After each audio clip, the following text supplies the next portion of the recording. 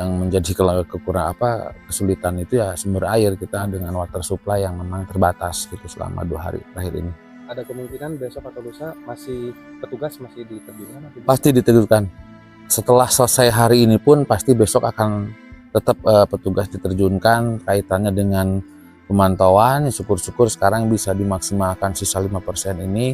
Kalaupun tidak mungkin kita coba tuntaskan besok gabungan semuanya, dengan harapannya ya disokong ataupun didukung oleh berbagai pihak, terutama dengan ketersediaan sumber air yang akan sangat memaksimalkan dan mengoptimalkan langkah-langkah upaya pendinginan, terutama hasil termal yang telah kita laksanakan sekarang.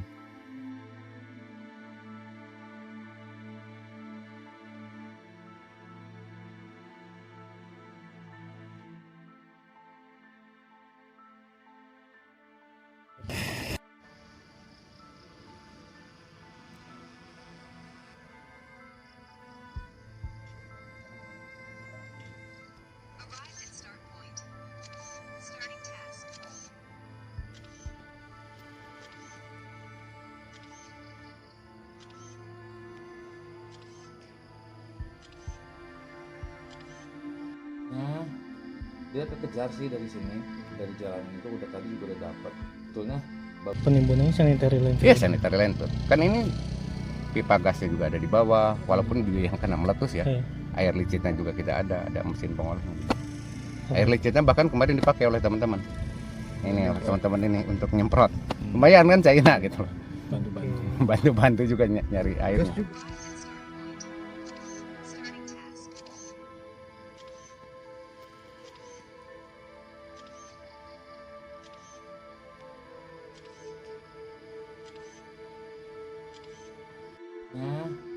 Dia kekejar sih dari sini, dari jalan itu udah tadi juga udah dapat.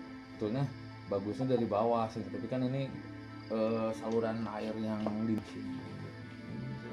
Kita belum sentuh ini.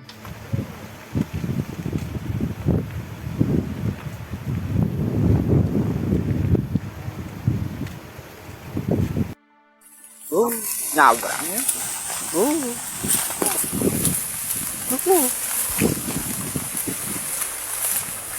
Nyabrang Wak. Nyabrang dulu.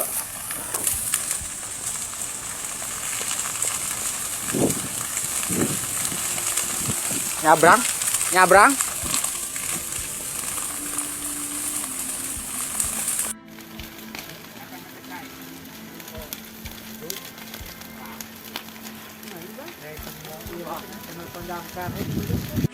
Selamat malam. Telah terjadi kebakaran hutan ya, tepatnya di Jalan Raya Tanjung Lesung, Samara. Asap api semakin membesar.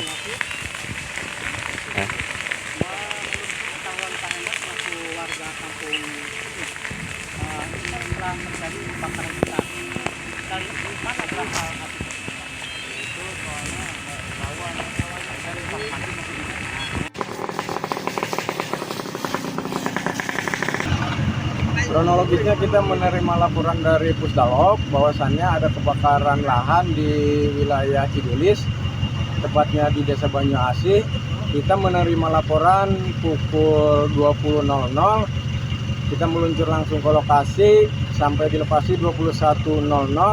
Penanganan kita sampai selesai 2 jam dengan menggunakan alat pemadam 1 unit pemadam dibantu 1 unit dari Mako Pandeglang dan 1 tangki, dan pula digunakan alat tradisional penanganan dibantu masyarakat menggunakan alat tradisional yaitu parang, kelapa pisang, dan kayu. Kalau dugaan sementara penyebab kebakaran itu apa?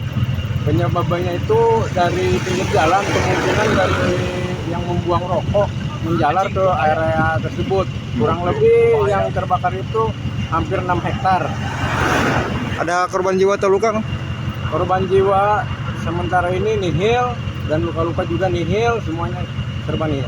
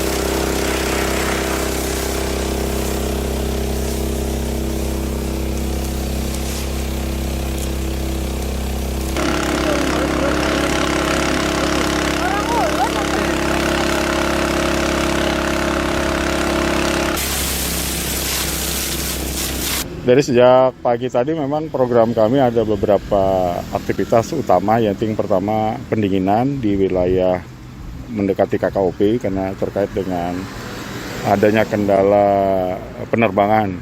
Dan sekarang masih berjalan, total hari ini ada 10 kejadian dan sampai dengan sekarang ini ada di Jalan Jenderal Sudirman dan ada juga di Jalan Pelita mendekati komplek perumahan.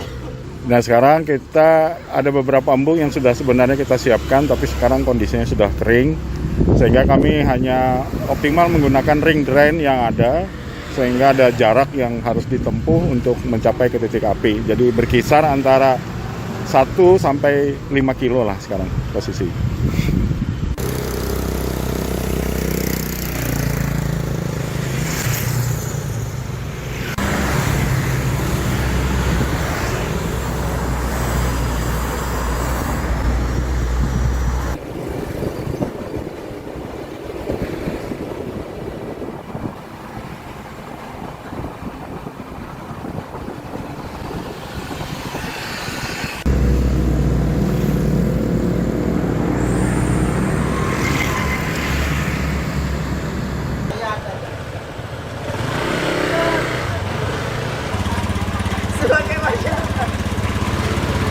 Pantauannya seperti apa saat ini, Dek? Sepertinya kabut asap di Kotim ini lumayan termasuk parah ya, karena makin parah karena memang kabut asap ini jam-jam dari jam 10 pagi itu sudah mulai berkabut lagi sampai siang, sampai sore. Nah, kalau biasanya kan kabut asap itu di pagi hari saja, di dini hari jam-jam 5, jam 6. Tapi sekarang polanya berubah, mungkin di siang hari pun juga berkabut dan banyak bertebaran seperti apa namanya ini debu-debu bekas kebakaran itu. Mungkin saya rasa kebakarannya semakin parah karena kebakaran terjadi di mana-mana. Harapannya semoga kita tetap semoga karhutla ini cepat berakhir agar kita sebagai masyarakat bisa beraktivitas seperti biasanya lagi.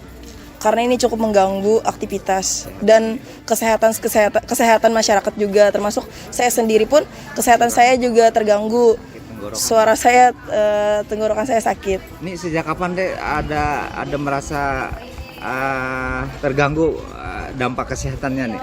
3 hari belakangan ini. Ya, sampai sekarang pun masih sering batuk, serak. Ya, seperti itulah. Bernapas juga sesak.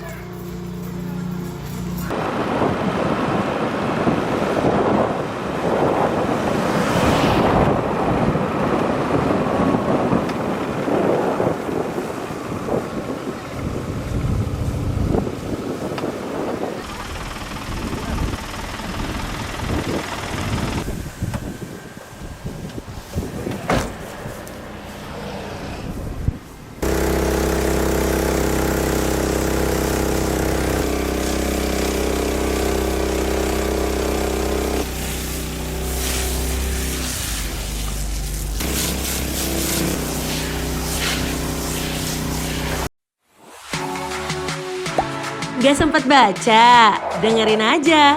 klik icon text to speech, nggak pakai ribet di okezone.com.